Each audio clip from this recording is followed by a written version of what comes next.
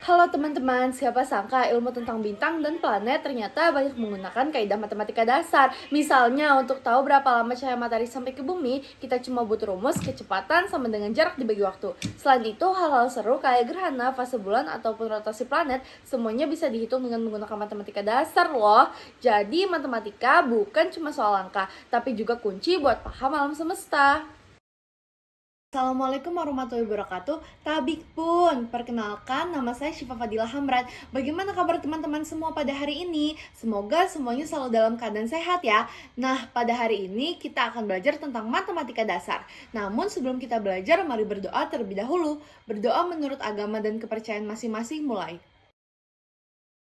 Agar teman-teman tidak ketinggalan dengan video-video yang sangat bermanfaat kami lainnya, jangan lupa untuk subscribe, komen, and share ke teman-teman lainnya ya. Terima kasih.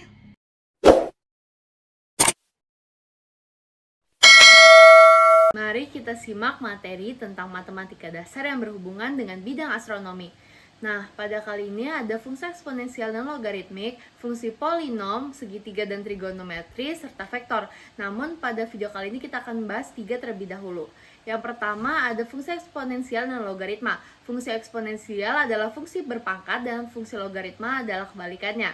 Fungsi eksponensial pada dasarnya adalah fungsi pangkat dari bilangan Euler E sama dengan 2,71828 dan biasa dituliskan sebagai eksponen X sama dengan E pangkat X. Sedangkan kebalikan dari fungsi tersebut adalah logaritma natural. Ln X sama dengan Y di mana X sama dengan E pangkat Y.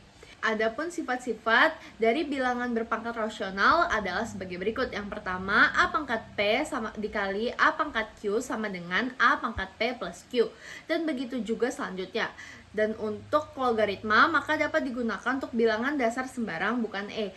Log A dari B sama dengan C, di mana B sama dengan A pangkat C. Jika bilangan dasar yang digunakan adalah 10, sudah menjadi konversi untuk tidak menuliskan bilangan A sebagai contoh. Log X sama dengan log 10 dari X. Dan berlaku juga sifat-sifat logaritma sebagai berikut. Yang pertama adalah log X per Y sama dengan log X min Y, begitupun seterusnya. Y sama dengan Fx sama dengan A0 ditambah A1X ditambah sampai dengan AN X pangkat N dengan A0, A1 sampai A pangkat N adalah konstanta yang disebut konstanta polinom. Log A dari B sama dengan log A dari C dikali log C dari B, begitupun selanjutnya. Si polinomial memiliki konstanta A2 sampai dengan AN sama dengan 0, maka fungsinya menjadi Fx sama dengan A0 plus A1X yang disebut fungsi linear. Bentuk grafik fungsi ini lurus tetapi miring. Bentuk umumnya, jika fungsi polinomial memiliki konstanta A1, A2 sampai A0, maka fungsinya menjadi Fx sama dengan A. Jika fungsi polinomial memiliki konstanta A3, A4 sampai AN sama dengan 0, maka fungsinya menjadi Fx sama dengan A0 ditambah A1X ditambah A2X kuadrat yang disebut fungsi kuadrat. Grafik fungsi konstan berupa garis lurus yang sejajar atau berimpit dengan sumbu X. Untuk A0 sama dengan 0, grafik fungsi konstan berimpit dengan sumbu X. Dan untuk A0 tidak sama dengan 0, fungsi grafik konstan sejajar dengan sumbu X. Jika fungsi linear dirumuskan dengan Y sama dengan AX plus B, maka koordinat titik potong garis dengan sumbu X adalah min B per A, 0, dan titik potong garis dengan sumbu Y adalah 0, B. Secara umum, ada dua cara yang sering digunakan dalam menentukan akar-akar persamaan kuadrat, yaitu yang pertama ada memfaktorkan sebagaimana dengan cara yang terlihat di layar, dan yang kedua ada dengan rumus ABC, yaitu untuk mencari X1 dan X2-nya sama dengan min B plus minus akar dari B kuadrat dikurang 4AC dibagi 2A. Selanjutnya ada segitiga dan trigonometri. Luas segitiga secara umum dapat dihitung dengan persamaan luas sama dengan setengah kali alas kali tinggi, dan berlaku pula rumus-rumus untuk mencari sudut-sudut istimewa kita menggunakan Pitagoras, yaitu C kuadrat sama dengan A kuadrat ditambah B kuadrat. Selanjutnya ada trigonometri. Sin A sama dengan A per C, cos A sama dengan B per C, tan A sama dengan sin A per cos A. Dimana seperti yang terlihat pada gambar di samping. Begitupun rumus-rumus selanjutnya. Terdapat beberapa hubungan penting antara fungsi-fungsi trigonometri. Di antaranya sin kuadrat theta ditambah cos kuadrat theta sama dengan 1. Dan begitupun rumus-rumus selanjutnya. Nah, selanjutnya ada mencari luas segitiga sembarang. Yang pertama ada luas dari sudut ABC sama dengan setengah dikali B kali C dikali sin A. Begitupun untuk mencari sudut-sudut lainnya hanya kita ganti. Dan aturan kosinus A kuadrat sama dengan B kuadrat plus C kuadrat min 2BC dikali cos A. Tinggal kita sesuaikan saja. Dan yang terakhir ada aturan sinus, yaitu sin A per A sama dengan sin B per B sama dengan sin C per C. Untuk memperdalam pemahaman tentang materi matematika dasar ini, mari kita coba dengan berlatih soal-soalnya.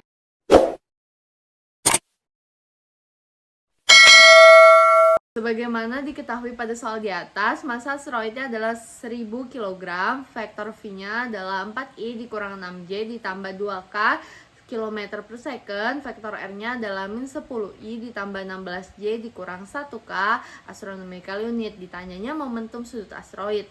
Nah, yang pertama kita menggunakan cross product, yaitu vektor G dikali M, dan selanjutnya kita mencari momentum sudut, di mana vektor R dikali vektor V. Nah, kita dapatkan hasilnya yaitu 26i ditambah 16j ditambah min 4k. Dan vektor L sama dengan M dikali vektor R dikali vektor V, yaitu 1000 dikali 26i ditambah 16j ditambah min 4k dikali 1,5 dikali 10 pangkat 11 dikali 1000, dimana hasilnya adalah 3,9 dikali 10 pangkat 18i ditambah 2,4 dikali 10 pangkat 18j dikurang 6 dikali 10 pangkat 17k kilogram dikali meter kuadrat per second, yaitu jawabannya adalah B. Pada nomor 2 diketahui deklinasi mataharinya sama dengan Y sama dengan 23,5 sin 2V dikali T min 80 per T. T adalah jumlah hari sejak 1 Januari pada bukan tahun kabisat. T besarnya adalah 365,25 hari. Ditanya tanggal berapakah Y bernilai maksimum dan minimum. Nilai Y bernilai maksimum ketika nilai sudut di dalam kurung bernilai 90 derajat. 2V dikali T min 80 per 365,25 sama dengan setengah V. Maka didapat T sama dengan 171,3 hari dari tanggal 1 Januari yaitu tanggal 21 Juni. Begitu juga untuk Y ketika nilai minimum, yaitu ketika sudut dalam sinus bernilai 3 per 2V. Maka akan didapatkan 2V dikali T min 80 per 365,25 yaitu 3 per 2V. Maka didapat T sama dengan 354 hari dari tanggal 1 Januari yaitu tanggal 20 Desember. Jadi jawabannya adalah D. Diketahui Y kuadrat sama dengan R kuadrat tan kuadrat C ditambah tan kuadrat B dikurang tan 2 tan B dikali tan C dikali cos A, dan Y kuadrat sama dengan R kuadrat sekan 2 kuadrat C ditambah sekan 2 B kuadrat B dikurang 2 sekan B sekan C dikali cos A. Ditanya hubungan kedua persamaan. Pembahasannya itu dengan identitas trigonometri, yaitu sekan kuadrat A sama dengan 1 plus tan kuadrat A. Dan substitusi persamaan tersebut, maka kita dapatkan cos A sama dengan cos B dikali cos C ditambah sin B dikali sin C dikali cos A. Itu jawabannya adalah B. Nomor 4 diketahui M1 sama dengan plus 3, E1 sama dengan 10 pangkat 2, E2 sama dengan 10 pangkat 4. Ditanyanya M2 nya berapa? Maka kita cari dengan M2 dikurang M1, yaitu min 2,5 log E2 per E1. M2 nya menjadi 3 dikurang 2,5 log 100 sama dengan min 2, yaitu jawabannya adalah C. Diketahui 3, 2 pangkat X kuadrat ditambah 3X min 5 sama dengan 1. Ditanya X-nya.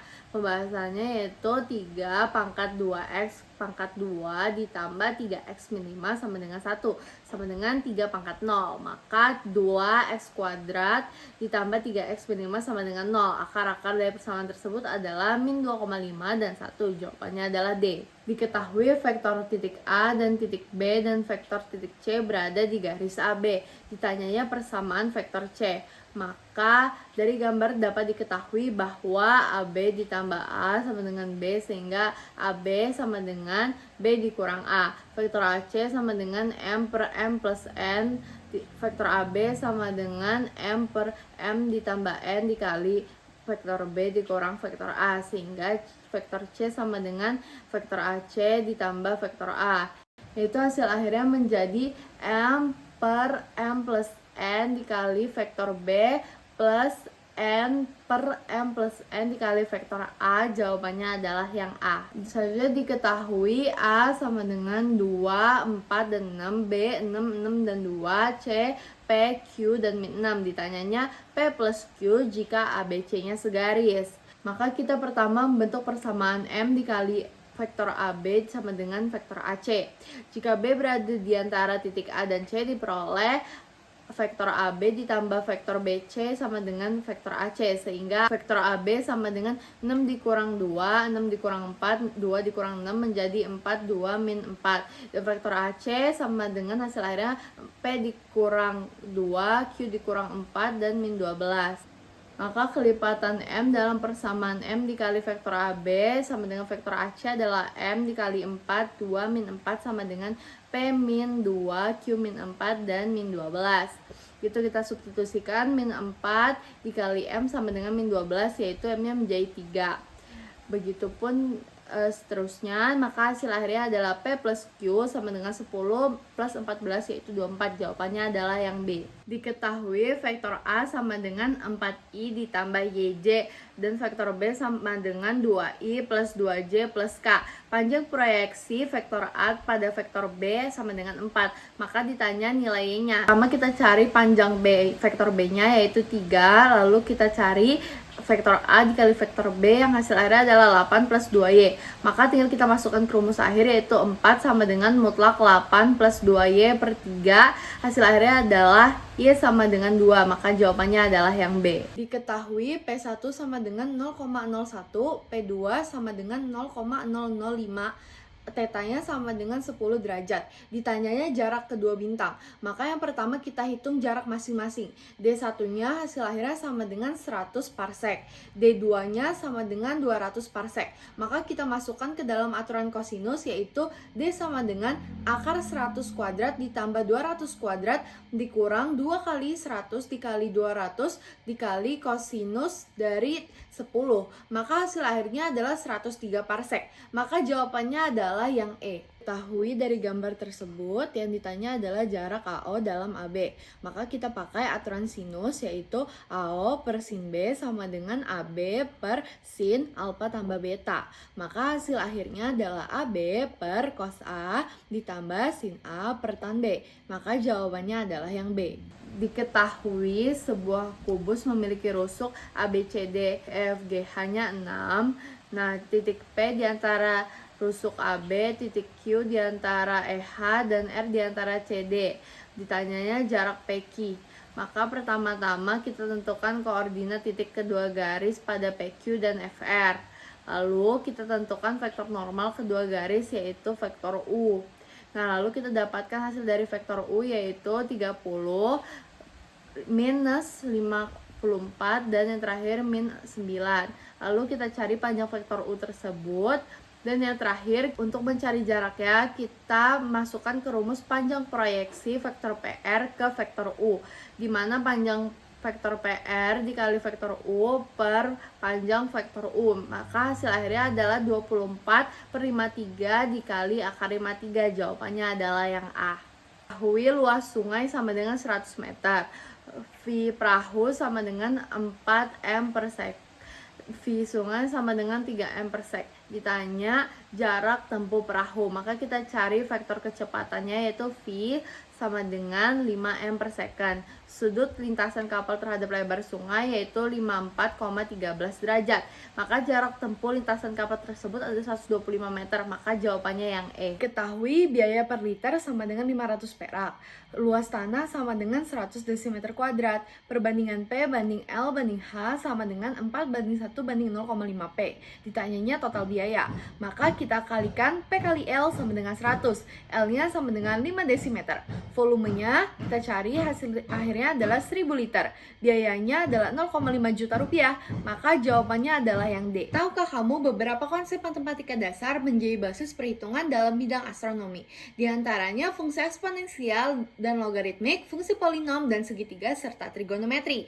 Misalnya, trigonometri dipakai untuk menghitung tinggi matahari dari bayangan benda. Segitiga Penting banget buat ngukur jarak antara bintang dengan metode paralaks. Logaritma dipakai untuk menghitung skala kecerahan bintang. Dan terakhir, fungsi polinomial bisa dipakai untuk memprediksi gerak benda di langit, seperti posisi planet di waktu tertentu. Nah, makanya penting banget bagi teman-teman yang hendak mempelajari ilmu astronomi harus memiliki pengetahuan dasar tentang ilmu matematika dasar yang telah dipelajari tadi.